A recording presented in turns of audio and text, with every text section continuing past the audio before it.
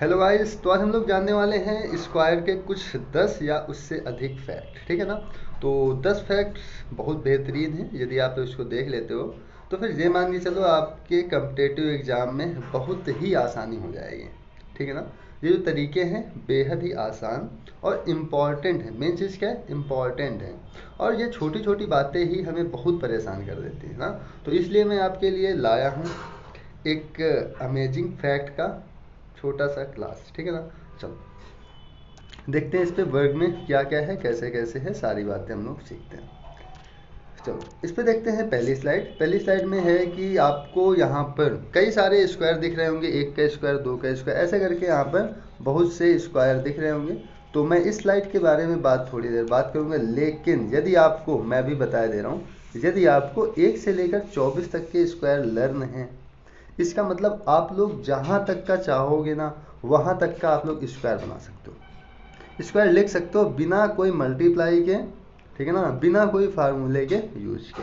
लेकिन इस स्लाइड को मैं बताऊंगा सबसे लास्ट में। ठीक है ना। चलो सबसे पहले छोटी छोटी बातें जान लेते हैं, इसके बाद आएंगे फिर इस स्लाइड में। सबसे पहली बात यह है कि एक पूर्ण संख्या कभी भी ऋणात्मक नहीं होती है। ठीक है ना। एक पूर्ण वर्ग संख्या जो होती है वो कभी भी ऋणात्मक नहीं होती है। चाहे हम कोई निगेटिव संख्या का स्क्वायर करें, चाहे हम कोई पॉजिटिव संख्या का स्क्वायर करें, हमेशा क्या आएगा, हमेशा आंसर क्या आएगा, हमेशा आंसर पॉजिटिव ही आएगा। ठीक है, ये बात आई समझ में, क्या आएगा, हमेशा आंसर पॉजिटिव ही आएगा। दूसरी बात मैं यहीं पर कर लेता हूँ। यदि कोई संख्या दशमलव में है, ठीक है ना, कोई संख्या दशमलव में, जैसे यदि मैं यहाँ पर बात करूँ 0.1, ठीक है ना, क्या 0.1, इसका स्क्वायर कर दो, तो दशमलव की संख्या जब हम स्क्वायर करते हैं तो वो संख्या और छोटी होती चली जाती है। इनमें देखो, जैसे यहाँ पर 7 का स्क्वायर है तो 49 हो गया, बहुत बढ़ गया। लेकिन यदि हम दशमलव वाली संख्याओं की बात करें तो ये संख्या छोटी होती चली जाती है। कैसे, यदि मैं 0.1 का स्क्वायर करूँगा तो कितना आएगा, 0.01।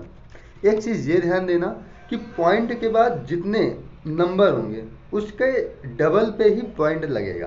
कैसे, मैं एक बार फिर से बता देता हूँ। जैसे मैं यहाँ पर लिख दूँ 0.1, सॉरी यहाँ पर लिख लो 0.4, ठीक है ना। 0.4 का हम स्क्वायर करेंगे, कितना आएगा, यहाँ पर 4 का स्क्वायर कितना होता है, 16। लेकिन पॉइंट के बाद कितने अंक है, एक अंक है, तो इसका मतलब 0.2 अंक के बाद लगेगा। ये बात ध्यान देना, कितना हो जाएगा, 0.16। यही में बच्चे बहुत सारे परेशान हो जाते हैं जब कभी भी कुछ ऐसे का क्वेश्चन आ जाता है। तो ये यहाँ पर मैं दशमलव लगा रहा हूँ, 0.008। यदि क्वेश्चन कुछ ऐसे का आ गया तो फिर बच्चे परेशान हो जाते हैं, सर करें तो क्या करें। तो मैं उनके लिए बता दूं कि यहाँ पर कितनी संख्याएं हैं दशमलव के बाद, तो सर 3 संख्याएं हैं। 3 संख्या है, इसका मतलब 0.6 अंकों के बाद लगेगा, मतलब 6 अंक के इस साइड लगेगा। कैसे, देखो 8 का स्क्वायर कितना होता है, आप लोग सीधा लिख लो 64। 3 संख्याएं, इसका मतलब 0.6 अंक के बाद लगेगा। तो 1 2 3 4 5 6, अब यहाँ पर आके दशमलव लग जाएगा और एक 0 यहाँ लग जाएगा। ठीक है ना। तो दशमलव कहाँ पे लगा, ये यहाँ पर। कितनी संख्या है, 2 2 4 2 6, कुछ इस प्रकार की। ठीक है ना। एग्जाम में बहुत आता है, बहुत ही कंफ्यूजन दे के जाता है ये, क्लियर है ना। चलो, यदि कभी, एक चीज और सुनो, यदि कभी क्या, यदि कभी दशमलव विषम संख्या के बाद लगे, ठीक है ना, तो वह पूर्ण वर्ग नहीं होगा। ये बात ध्यान देना, दशमलव हमेशा सम संख्या के बाद ही लगेगा। देखो सम संख्या है कि नहीं, 2 2 4 2 6, ठीक है ना। यदि विषम आ जाएगा तो फिर वो पूर्ण वर्ग नहीं होगा, ये बात ध्यान रखना।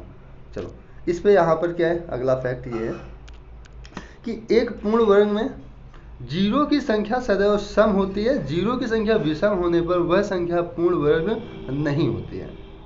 जैसे एक जीरो आया है, ठीक है ना, तो जब हम इसका स्क्वायर करेंगे तो हमारे पास कितने जीरो मिलेंगे, 2 जीरो मिलेंगे। कैसे, यदि मैं 10 का स्क्वायर कर देता हूँ तो हमें कितना मिलता है, 100 मिल जाता है।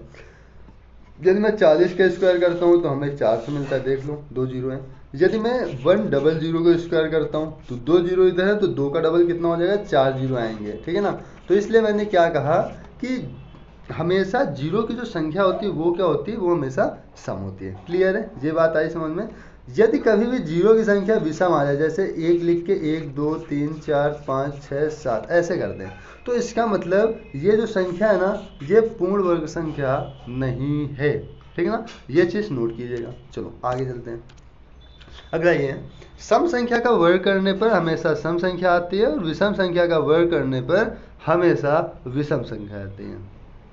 ठीक है ना, क्या आती है? सम संख्या का वर्ग करने पर हमेशा सम संख्या आती है और विषम संख्या का वर्ग करने पर हमेशा विषम संख्या आती है। और निगेटिव का मैंने आपको बता दिया, ये निगेटिव में है तो भी यही प्रोसेस लगेगा और हमेशा जीरो से बड़ा ही आता है ना स्क्वायर। ये बात मैंने अभी पहले की है, चाहे वो संख्या पॉजिटिव में सम हो चाहे वो संख्या निगेटिव में सम हो। यदि सम संख्या है तो उसका स्क्वायर सम आएगा, विषम संख्या है तो उसका स्क्वायर विषम आएगा। आप लोग यहाँ पर देख सकते हो, जैसे यहाँ पर 9 का स्क्वायर की मैं बात करूँ कितना आ गया 81। देख लो यहाँ पर 9 भी विषम है और 81 भी विषम है। यदि मैं यहाँ पर 10 का स्क्वायर करूँ तो 100 आएगा, 10 भी सम है 100 भी सम है। यहाँ 11 का स्क्वायर 121 आता है, यहाँ देख लो दोनों भी सम है। यहाँ ये 14 का स्क्वायर देखे 14 का 196 होता है, यहाँ पर क्या है दोनों सम। आई बस समझ में? तो सम संख्या का वर्ग करने पर हमेशा सम संख्या आती है और विषम संख्या का वर्ग करने पर हमेशा विषम संख्या आती है। चलो अगली बात, पूर्ण वर्ग संख्या के इकाई का अंक 2 3 7 8 कभी भी नहीं हो सकता है। इकाई का अंक हमेशा 0 1 4 5 6 9 ही होते हैं। अब ये जो लाइन लिखी हुई ना, इससे हम लोग निकालते हैं क्या, स्क्वायर रूट। ये चीज़ निकालने में स्क्वायर रूट बहुत ही आसानी हो जाती है निकालने में। ठीक है ना, स्क्वायर रूट निकालने में बहुत ही आसानी हो जाती है इस तरीके का यूज करके। ठीक है ना, कभी कभी वो आपको कुछ संख्याएं दे देता है और पूछता है बताओ ये पूर्ण वर्ग है या नहीं है, तो उसमें इन संख्याओं को लास्ट में रख देता है, फिर पूछता है तो ये वाली संख्याएं जितनी होती हैं ये सब हट जाती हैं, ये कभी भी पूर्ण वर्ग नहीं होती। आप लोग इधर देख सकते हो, यहाँ पर क्या आया 1 आया, फिर 4, फिर 9, फिर 6, फिर 5, फिर 6, फिर 9, फिर 4, फिर 1, फिर 0, फिर 1, फिर 4, ऐसे करके कभी भी आपको 2 3 7 8 नहीं मिलेंगी। यदि ये मिल रही हैं तो इसका मतलब वह संख्या पूर्ण वर्ग नहीं। ठीक है ना, चलो आगे चलते हैं। अगला यहाँ पर बात यदि मैं करूँ तो इस पे है कि कोई भी दो लगातार संख्याओं के वर्ग का अंतर उन संख्याओं के योग के बराबर होता है। तो कभी कभी हमसे पूछ लेता है इस प्रकार के क्वेश्चन कि बताओ ये जो 45 का वर्ग है और ये जो 46 का वर्ग है या 44 का वर्ग है, ठीक है, इनके वर्ग का यदि अंतर निकालेंगे तो कितना आएगा। तो आपको कुछ नहीं करना है, बस इसको जोड़ के लिख देना है। जोड़ो कितना आएगा 5 2 7 और यहाँ पर कितना है 44 है ना, तो 5 4 ये हो गया 9 और 5 4 4 4 कितना हो गया 89। कितना आएगा 89। यदि हम इसका अंतर भी निकालें तो भी आएगा इसमें कितना 89 ही आएगा। वैसे देखा जाए तो आप लोग यहाँ पर a माइनस बी का होल स्क्वायर भी यहाँ पर अप्लाई कर सकते हो। क्या a माइनस बी का whole A square minus B square apply कर सकते हो। क्या आएगा, एक ब्रैकेट में a प्लस बी, दूसरे में a माइनस बी। क्लियर है ना। अब यहाँ पर कोई भी संख्या ले लो, जैसे यहाँ पर मैं ले रहा हूँ 15 और 14। कितना ले रहा हूँ 15 का स्क्वायर माइनस 14 का स्क्वायर। अब देखो इनके बीच का अंतर कितना है, 15 और 14 के बीच का अंतर 1 है, तो इधर 1 आ जाएगा। इन दो संख्याओं को जोड़ लेंगे तो 5 4 9 1 1 2 कितना आ गया 29 आ गया अपने क्वेश्चन का राइट आंसर। ठीक है ना। तो आप लोग ये चीज़ ध्यान देना कि कोई भी दो लगातार संख्याओं के वर्ग का जो अंतर आता है उन संख्याओं के योग के बराबर होता है। लगातार हो भी सकते हैं और लगातार नहीं भी हो सकते हैं। मान लो लगातार नहीं है तो क्या होगा, लगातार नहीं है तो भी कोई टेंशन लेने की ज़रूरत नहीं है। आप लोग जैसे ही इस पे रखोगे, तो जैसे यदि मैं यहाँ पर ले रहा हूँ 40 का स्क्वायर माइनस 10 का स्क्वायर, ठीक है ना, तो ये कितना आ जाएगा 40 और 10 एक बार जोड़ लोगे कितना आएगा 50। एक बार 40 से 10 घटा दोगे कितना आएगा 30। तो यहाँ पर कितना आ गया 5 या 1500। अंतर कितना आएगा यहाँ पर 1500 का आएगा। क्लियर है ना। आगे चले, चलो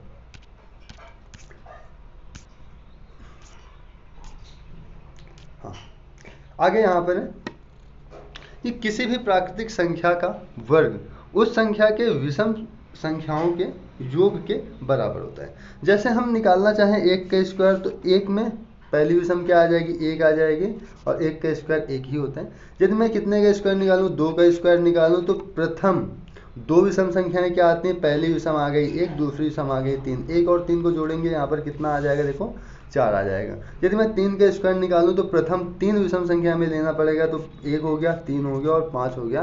कितना आ गया? 9 आ गया। कितना आ गया? 9 आ गया। अब सर ये चीज़ हमें अप्लाई कैसे करनी पड़ेगी? अब ये चीज़ हमें किस प्रकार से अप्लाई करना पड़ेगा? अप्लाई करना तो सिखा दो, ये तो ठीक है कि ऐसे तो कोई निकालता नहीं है। पहली बात तो ऐसे कोई निकालता नहीं है। इसका यूज कुछ दूसरे प्रकार से होता है। जैसे मैं अभी रुकूंगा थोड़ी से। यहाँ पर कितना? 4 का स्क्वायर, तो प्रथम 4 डिजिट हमने ले लिया, 1 3 5 7 बराबर जोड़ दिया, कितना आ गया? 16 आ गया। देखो कभी कभी क्वेश्चन ऐसे आ जाता है, वो बोलेगा 1 plus 1 plus 3 plus 5 plus 7 plus 9 plus 11 plus 13, ऐसे करके बहुत सारी संख्याएं लिख देगा, 17 19। फिर आपसे कहेगा कि बताओ इनका योग कितना आएगा। क्या करना है? इनका योग कितना आएगा। इनके योग करने के लिए आप लोग केवल इनकी संख्याएं गिन लेना, किसमें कितनी सारी संख्याएं हैं ना, इसमें कितनी संख्याएं गिन लो, जितनी संख्याएं हो उसका स्क्वायर कर दो, वही आपके क्वेश्चन का राइट आंसर होगा। ठीक है ना। इसका यूज कुछ इस प्रकार से होता है। क्लियर है? आगे चलते हैं। हाँ, एक प्राकृतिक संख्या जिसके सभी अंक 1 हैं तो वह इस नियम का पालन करता है। वो नियम कुछ इस प्रकार है। यदि मैं 1 का स्क्वायर करूं तो यहाँ पर कितना आएगा? 1 आएगा। यदि मैं 11 का स्क्वायर करूं, यहाँ पर कितने 1 हैं सर? यहाँ पर 1 की संख्या है 2। तो इसको किस प्रकार से लिखेंगे? कितनी संख्या है? 2 है ना, तो हम लोग 2 तक जाएंगे। 1 आ गए, 2 आ गए, इसके बाद फिर रिवर्स मार लेंगे, फिर हम लोग कहाँ पर आ गए? 1 पर आ गए। यदि मैं यहाँ पर देखो इसकी बात करूँ तो इसमें कितनी संख्याएं? 1 2 3 4 5, 5 संख्याओं का स्क्वायर है, तो ये कहाँ तक जाएगा? 5 डिजिट तक जाएगा। इसके बाद फिर ये रिवर्स ले लेगा। कैसे? 1 2 3 4 5 तक देखो गया, 5 के बाद ये फिर क्या कर लिया? रिवर्स ले लिया। क्लियर? इतनी बात क्लियर है ना? ठीक है, आगे चलते हैं और अगला देखते हैं। और आप लोग इसको भी देख लीजिएगा। इसमें देखो कितनी संख्याएं हैं? 7 संख्या, मतलब 7 बार 1 आया, इसके बाद इसका स्क्वायर पूछ रहे हैं, तो आप लोग 7 डिजिट तक जाएंगे, इसके बाद फिर वापस हो जाएंगे, फिर आपको 1 तक आना है, वही आपका राइट आंसर हो जाएगा। क्लियर है ना? आगे चलते हैं। हाँ, यहाँ पर कुछ ये लिखा गया। इस पर क्या है कि यहाँ देखो लिखा है 1 का स्क्वायर। 1 का स्क्वायर कितना होता है? 1 होता है। ठीक है। 2 का स्क्वायर क्या होता है? अब क्या करना है कि आपको विषम संख्या पे नहीं जाना, सम संख्याओं पे जाओ। यहाँ पर कितना लिखा है? 2, तो आप लोग 1 आओ, फिर 2 जाओ, 2 के बाद फिर 1 लिख दो, इन तीनों को जोड़ दो, कितना आ गया? देखो 4 आ गया। आपका 4 का स्क्वायर करना है, तो कहाँ तक जाना है? 1 प्लस 2 प्लस 3 प्लस 4, फिर 4 के बाद फिर वापस आ जाना है 3 2 1। इन सभी को जोड़ लेना है और आपका स्क्वायर मिल जाएगा। क्लियर है ना? इतनी बात आई समझ में? आ गई हो तो फिर मैं आता हूँ अपनी प्रथम स्लाइड में और बताता हूँ कुछ महत्वपूर्ण इसकी बातें। ठीक है, चलो।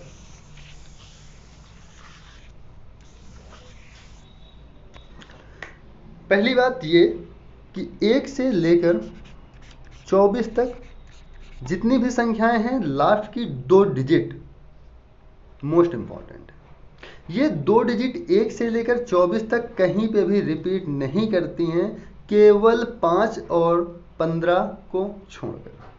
ठीक है ना? कि किसको छोड़कर? केवल 5 और 15 को छोड़कर, क्योंकि 15 में भी 25 आता है और 5 में भी क्या आता है? 25 आता है, तो हम लोग 5 और 15 को अभी छोड़ते हैं। ठीक है ना? अब देखो यदि आपको 1 से लेकर 24 तक का स्क्वायर याद है ना, तो 1 से लेकर 24 तक का स्क्वायर, ठीक है ना, और इधर से 26 से लेकर इधर 49 तक का स्क्वायर, कि लास्ट की 2 डिजिट जो होती हैं वो सेम होती हैं। क्या होती है? लास्ट की 2 डिजिट सेम होती है। जैसे आप लोग यहाँ पर देख सकते हो कि यहाँ पर 24 लिखा हुआ है, ठीक है, और 24 का स्क्वायर कितना है? 576। और 25 की यदि मैं बात करूँ तो 25 का स्क्वायर होता है 625। 24 का 576 है, तो इसका मतलब जो 26 का स्क्वायर होगा उसके लास्ट में भी 76 आएगा। ये बात कन्फर्म है? देख लो 76 आ रहा है। अब यहाँ 576 हो गया, तो यहाँ क्या होगा? फिर यहाँ होगा 676। आई बात समझ में? इसके बाद आप लोग यहाँ पर देखोगे, यहाँ पर जो 23 का स्क्वायर है वो 29 के स्क्वायर के 27 के स्क्वायर के बराबर होगा। ठीक है ना? 23 के स्क्वायर किसके बराबर होगा? 27 के स्क्वायर के बराबर। यहाँ पर 23 का स्क्वायर 529 है। इधर देखो आप लोग 24 के बाद जस्ट रिवर्स चलते चले जाओ और 49 तक यदि आप लिख ले रहे हैं तो ठीक है। 27 28 29 30 31 32 करके 49 तक लिख लो। जैसे यहाँ पर देखो कितना है? 784 हो गया। यहाँ लास्ट की 2 डिजिट है 41, यहाँ 41 लिख दो। अब यहाँ पर 700 हो गया ना। अब 7 के बाद क्या आएगा, 8 आएगा, तो ऊपर देख लो 8 लिखा है, ठीक है।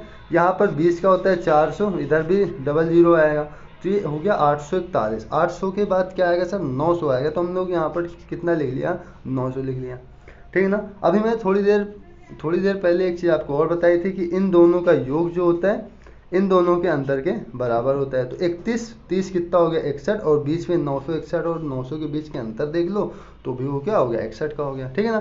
तो आप लोग को ये 49 तक का फिर ये मिल जाएगा, ये जस्ट रिवर्स जाता है, ठीक है ना।